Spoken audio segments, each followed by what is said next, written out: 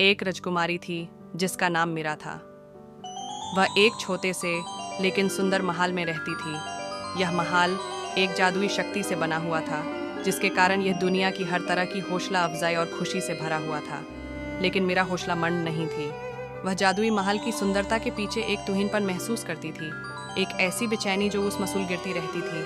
वह बाहर की दुनिया को देखना चाहती थी, उसकी हौसला अफजाई को महसूस करना चाहती थी। एक दिन मीरा ने अपने जादूगर दादा से बात की।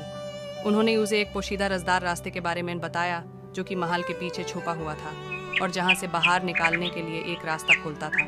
मीरा ने अपने दिल की आवाज़ को सुनकर हिम्मत की और उस पोशीदा दरवाजे की तरफ बढ़ी। दरवाजे को खोलते ही वह एक नए आलम में दाखिल हो गई। बाहर की दुनिया हौसला अफजाई और रंगों से भरी हुई थी। यह एक ऐसी जगह थी